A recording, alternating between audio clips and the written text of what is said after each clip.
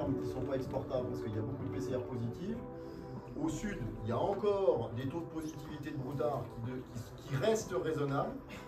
D'accord, pour les broutards qui vont sortir là, dans les jours qui viennent, peut-être la semaine prochaine. Maintenant, je ne sais pas à quelle vitesse la vague elle va arriver et à quelle vitesse ça va se positiver. Quelle est la situation au niveau de la FCO en Côte d'Or? Alors la situation au niveau de la FCO en Côte d'Or, c'est le fait que nous avons le sérotype 3 de la FCO qui descend du nord de la Côte d'Or, par le nord de la France, arrive au nord de la Côte d'Or, et le sérotype 8 remonte au niveau du sud de la Côte d'Or. Et là, nous avons aujourd'hui un croisement des deux sérotypes au niveau de la zone, on dirait, à moitié médium de la Côte d'Or. Et que là, il va se poser un problème sur la vaccination, parce qu'on demande aux éleveurs de vacciner en FCO3, et nous avons le sérotype 8 qui arrive également.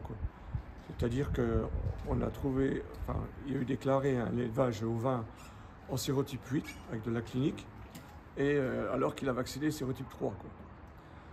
Et en élevage ovin, il y a beaucoup de mortalité et d'animaux malades. Également sur les vaches laitières, une grosse baisse de production laitière.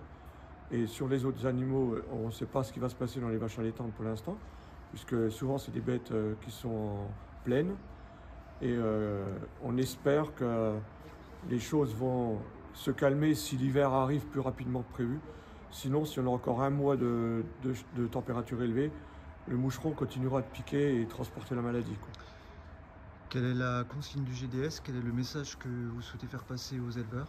Alors, le message qu'on souhaite faire passer aux éleveurs, c'est de vacciner le sérotype 3 sur les septelles de souche, pour essayer de garantir au minimum déjà les signes cliniques, qui en est le minimum dans les élevages, garantir les mortalités également. Alors, je dis ça en bovin. En ovin, le message a été donné bien en avant de tout ça pour la vaccination.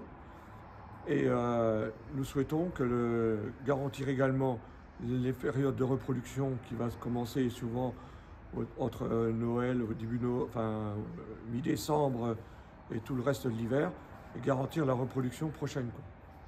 Et pour terminer, Jean-Luc, un mot sur les réunions que vous tenez actuellement dans le département. Qu'est-ce qui ressort? Alors, nous avons 5 réunions programmées dans le département.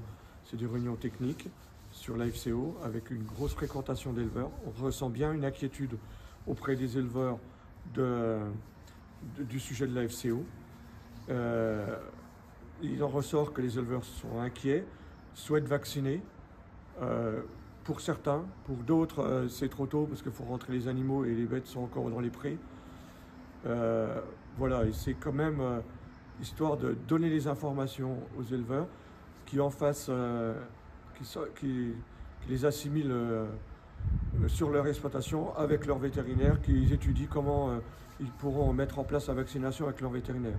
Sachant qu'on ne peut pas vacciner les vaches tous les 15 jours. On aura le sérotype 3 vacciné.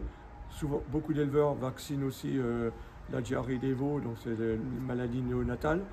Donc il faudra un moment, et nous dans le département aussi, nous avons la tuberculose à effectuer, la prophylaxie tuberculose à effectuer durant l'hiver. Donc il faudra un moment laisser les bêtes aussi, pas vacciner tous les 15 jours avec un vaccin quel que soit.